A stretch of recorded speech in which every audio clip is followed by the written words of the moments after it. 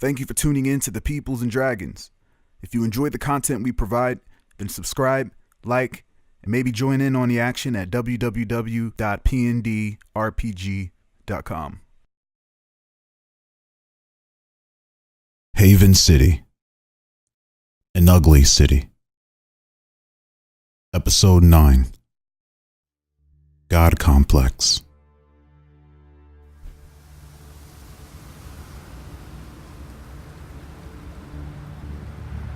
We zoom in to the 40th floor of an abandoned apartment in the deep folds of the Shade District. A large and muscle-bound figure stands posted up in one of the many desolate rooms. With only a third of its walls, the obscure figure pans their milky white eyes across the hell zone of the district until finally resting them on Anarchy's fortress nestled in the center of it all. Starrift watches Anarchy's creations patrol the district. He was amused by his wicked designs and admired his creativity, but was unimpressed by the machines. He imagines it would be a leisurely experience when the time comes to clean up the toys. Suddenly, a Gorgon bot pops its head into the room. The blinding light from its single eye illuminates the entire vicinity. Starrift stands calmly and is unmoved as the Gorgon loomed so close above. It stares into Starrift's direction for a moment, then pans its eye across the rest of the room, then carries on, trekking back across the wide side of the building. It detected nothing. Starrift steps closer to the edge of the floor and continues to wait, his obi sash waving in the wind. We cut to an isolated location that seems to exist within an odd-looking dimension, a realm of millions of reflective surfaces, and within each reflection we see countless sights from around the world, from iconic locations, natural wonders, current events, and even small entrapments of hostages caught within the web of mirrors shifting about. The largest reflective surface beheld a more amazing sight. A reflection of Anarchy 12 entering his base with the fist of the endless in his possession, cycles repeatedly. Surrounding this image are three figures standing under a large multifaceted dome ceiling containing more images relevant to their objective. We hear Starrift's diplomatic and powerful voice giving precise directions that involve infiltrating Anarchy 12's base and retrieving the fist unnoticed. Starrift and his mysterious allies have been keeping tabs on Anarchy 12 ever since his collusion with R-Type X during the Gate Massacre. It was time to make their move. The Queen of Anarchy's King's Hand arrives to one of the several shipports scattered throughout Anarchy's fortress.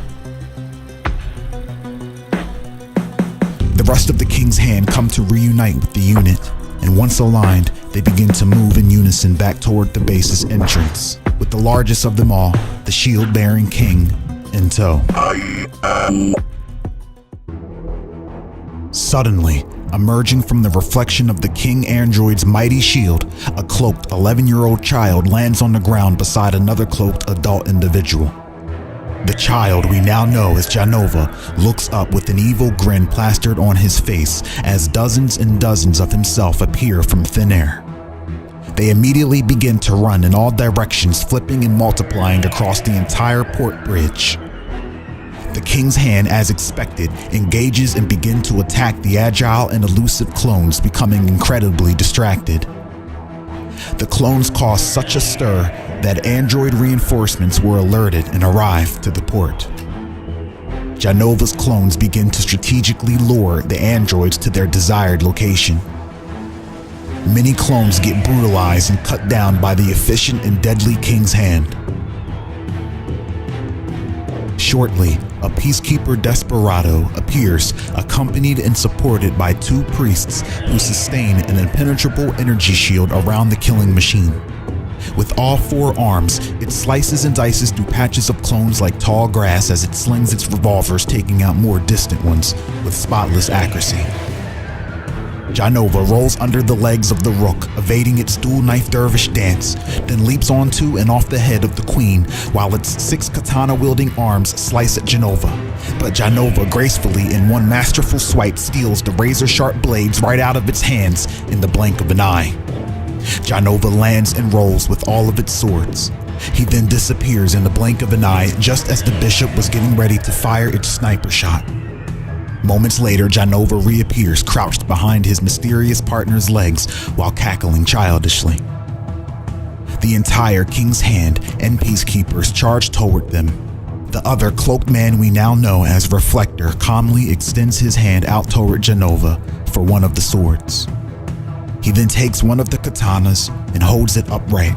Then just as the androids reach him, he points the flat of the blade toward them. As we pan over the surface of the katana's edge, we bear witness to the reflection of the entire threat of incoming androids, followed by a blinding gleam when all of a sudden, the androids vanish. Reflector smiles and slides his tongue across the katana slowly as we see the androids within the reflection, trapped. Reflector swallows some blood, then chucks the katana across the floor with the rest of them. He then tells Janova that there is little to no reflections from here on out. However, the fist is not too far from their current location. Janova wipes snot from his nose and tells him whatever. Just wait here, I'll be back. He then casually walks into the base, then vanishes before Reflector's eyes. Starrift watches and is pleased.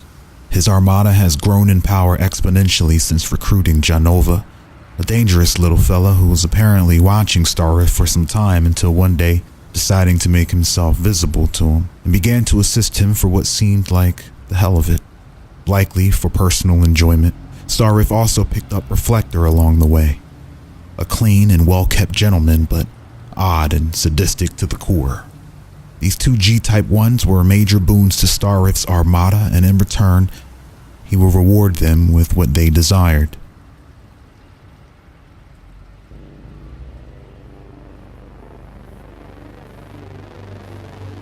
We cut to Anarchy 12, Ivan and Selena standing over several renditions of the Fist of the Endless, sitting beside the True Fist. Anarchy wasted no time adapting and reverse engineering the ancient alien technology to its utmost ability. However, its power source was too dangerous to replicate, but with time, Oracle will find a way. It was simply a matter of days. Ivan and Selena look at each other. Selena can sense an incredible, enticing, and alluring force radiating from the fist. It was a surprise that she didn't want it for herself. Its enchanting effect grew stronger, and it began to become too much for Anarchy, to the point where it's becoming hard to resist attaching it despite Oracle recommending he not, due to its unknown properties. Anarchy 12 pulls himself away and shakes it off. He heads into the next room, and Ivan and Selena follow him, leaving the fist unattended. Janova lands on top of the table full of prototype fist schematics, including the fist itself, as it glows red, illuminating his eyes as he begins to drool over its presence. Making zero sound and without wasting any time, Janova goes to grab it, when suddenly, the fist grabs him, holding his little arm tight. Anarchy stands across the room, controlling the fist's movements technopathically. Anarchy approaches as his suit cleanly decapitates and preserves his forearm, warping it away into cold storage. He attaches the alien artifact onto his arm, and his suit surgically melds it on with perfection, causing the entire room to glow red from the ultimate union between man and machine. Anarchy can feel the endless power and capabilities become part of his own system. He immediately holds up Janova and with minimum thought power, vaporizes him completely with an explosion of red and black flame. The power of Chishki. We cut to the outside where Reflector waits. He turns around and sees Anarchy 12 with Janova nowhere in sight. Reflector takes a step back and prepares to engage. Anarchy doesn't even lift his arm. He just turns his palm up and obliterates the entire 5-yard radius of space Reflector occupied. Amazed at this power, Anarchy turns and looks directly at the building Starrift is standing in and turns it to dust, destroying everything in it, including him, within seconds.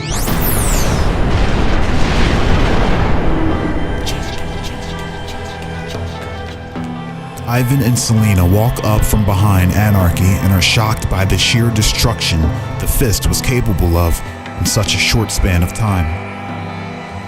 Ivan thinks to himself he could turn the world back to the void. Well, it's at least what his mother would want. Well, aren't you quite the alpha? Ivan begins to applaud Anarchy. Anarchy 12 inhales deeply, then taps into the power of Jikan, immediately hurling him back into time earlier in this cycle when he stood before a beaten and half-naked Marshall Mesa, hunched over, defending Looper Kin. Anarchy begins to laugh, because it was true. This power is endless. Anarchy points and nonchalantly obliterates the entire ship, causing it to go up in red endless flames, destroying everyone, including Ivan Bakar and Selena Rind, just before returning back to present time.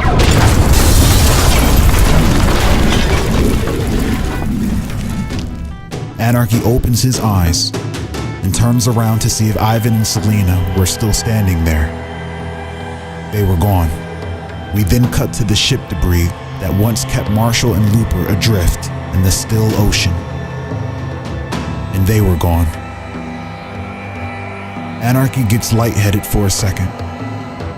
He gains his composure and realizes that he had a moment that could only be compared to that of a power high, as he realizes he just destroyed his allies.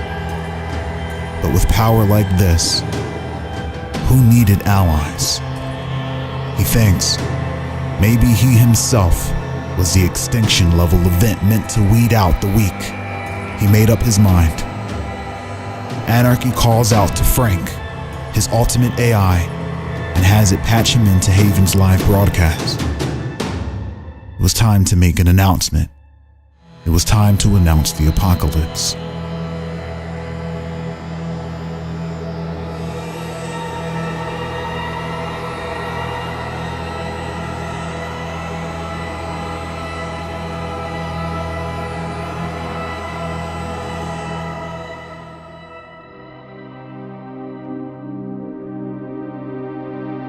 For lifetimes it was buried, but now, the light of Yaga shines through the void.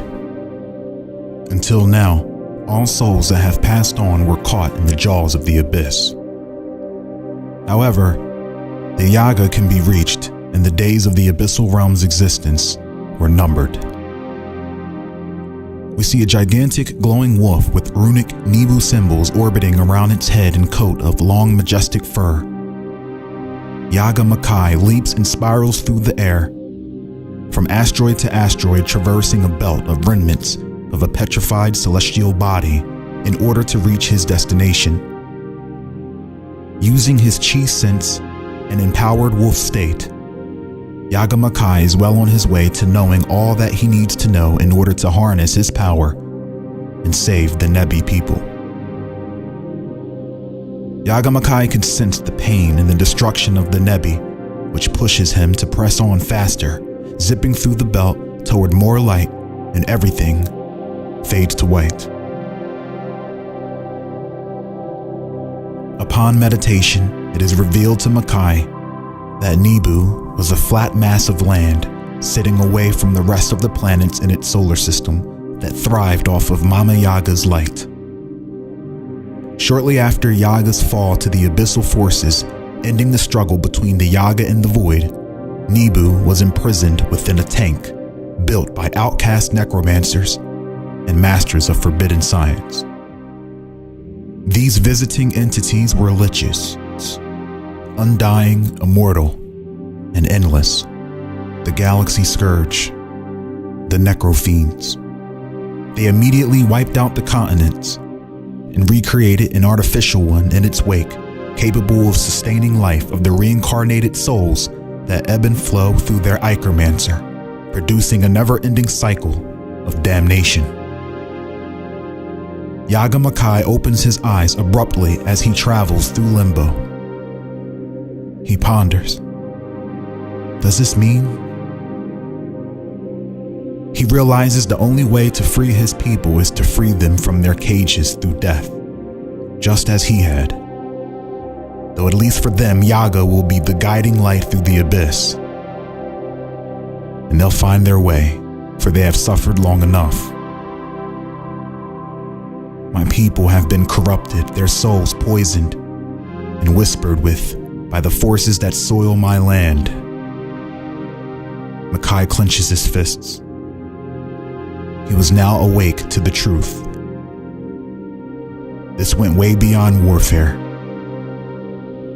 It was larger than life and death. Mother, guide me, Makai whispers.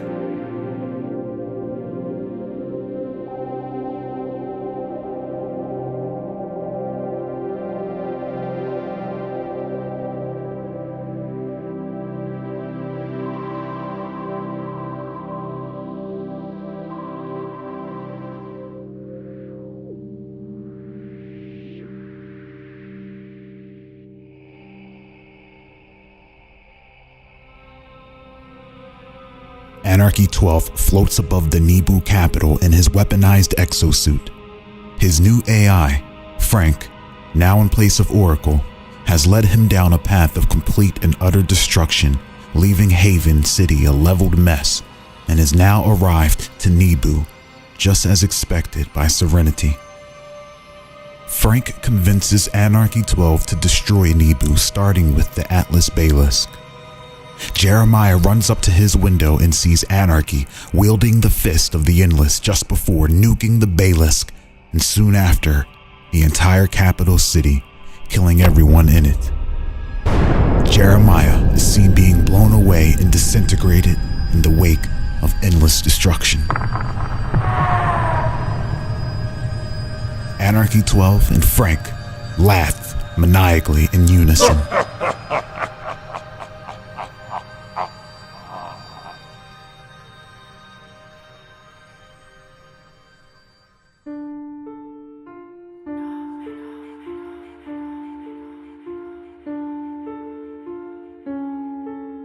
Ivan and Selena both stand, staring down at an unconscious Anarchy 12, who we see slumped over in his throne with the fist of the Endless attached. His eyes rolled into the back of his head, his mouth open as he murmurs in his incoherent stupor. All around them, the lights begin to cut off and machines begin to power down. Janova and Reflector stealth past Anarchy's androids when they suddenly realize they don't have to, because every single android has gone dark and unresponsive, frozen in place. The entirety of Sector 12 has gone offline. Selena smiles at Ivan, who smiles in return. Ivan lifts up Anarchy's limp arm and looks at the fist closely. That worked like a charm. Of course it did. Selena is a gifted enchanter, paralleled by none. She had created an artifact within her abyssal lair and enchanted it with a powerful illusion. She gave it the shape of the fist of the Endless and didn't stop there. She then imbued the glove with the life force of one of her greatest children, Frank, the Warlord, a power-hungry abyssal entity that perished as a warlord and now gets to live on, possessing the mind of anyone wearing the cursed fist. Ivan in turn switched out the fist and brought the cursed one to Anarchy as planned. Selena's enchanted illusion trumped Anarchy's eye for robotics, and he saw it as just another machine to manipulate. It didn't take long for the curse to compel Anarchy to experience its power just once before stripping it apart. And so ever since then, Anarchy has gone mad within an enchanted illusion, drunken with power, neutralized and under control just as planned.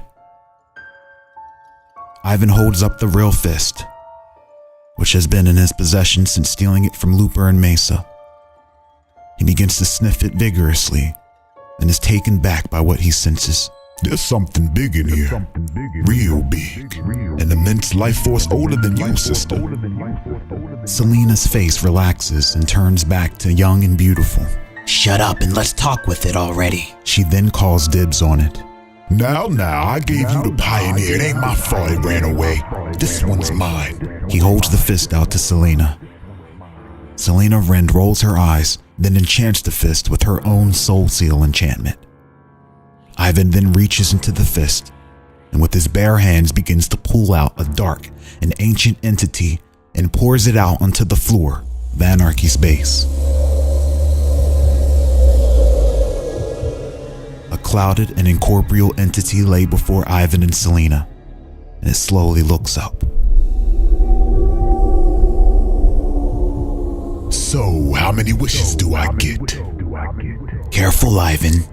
It's no plaything. Selena senses its endless life force. She informs Ivan of the powerful 100-year seal that was on it.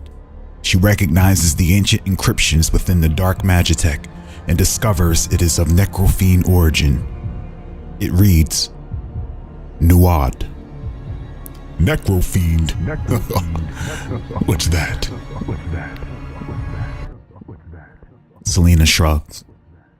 Ivan kneels before the mysterious entity freed from the fist. The entity quickly goes to grab Ivan by the neck, but its hand is stopped instantly in place.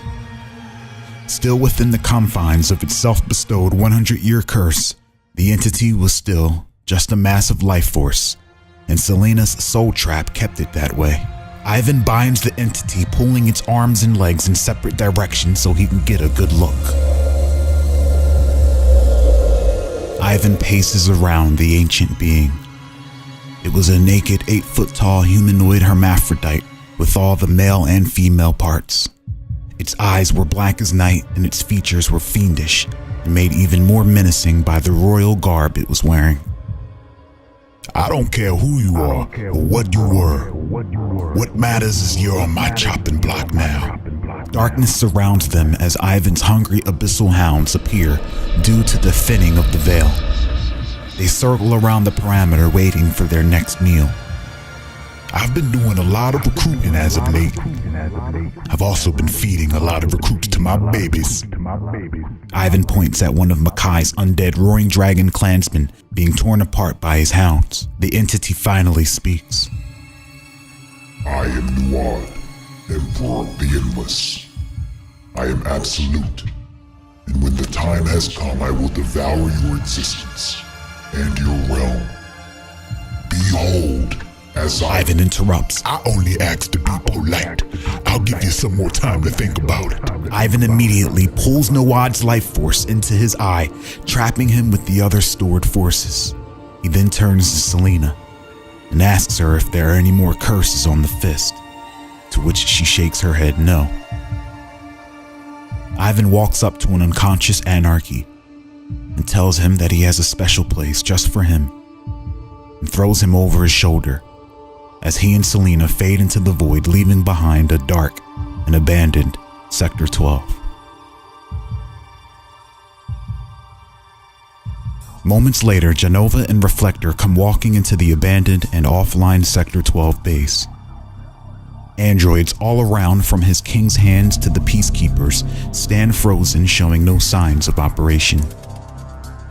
Reflector and Genova search the base for Anarchy in the Fist and find nothing. Reflector summons several reflections, each showing a glimpse of various districts around Haven.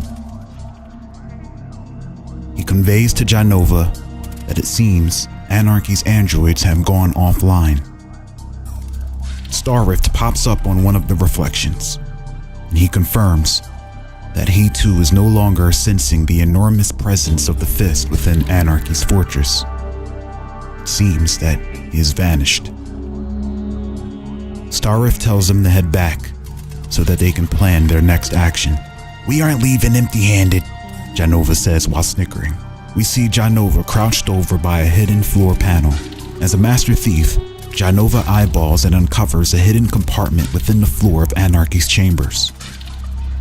He knocks on the floor around several areas until he locates a particular spot that's hollow, then uses some high-tech thieves' tools to trigger a containment box to erect from the floor. Starrift and Reflector watch Janova work his magic.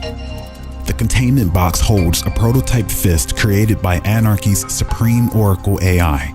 Using data collected from the study of the fist, Anarchy had reversed engineered its power, enabling him to replicate it to an extent within its ability. Janova cheeses and stows it away. "You said I could steal whatever I wanted. Well, I'll be taking this." Starrift thanks them for their diligence and calls them back. Reflector places his hand on the wall, turning it into a mirror, and he and Janova enter into the Reflectoverse, vanishing.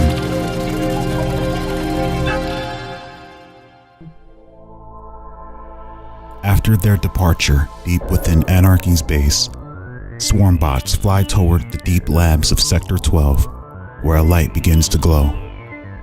We see a supercomputer system shut on as a display pops up showing images of various blood types and genetic information belonging to various G-types. The DNA strands of Marshall Mesa, Looper Kin, and now Janova and Reflector begin to be coded and biologically mapped into a new creation. But not just any android creation. As a failsafe, once Anarchy's AI, the Oracle, detected that Anarchy's conscious mind was compromised, it detached itself and has begun to build a body of its own for the sole purpose of liberating Anarchy. The biochamber containing the creation begins to bubble. Its completion was nigh.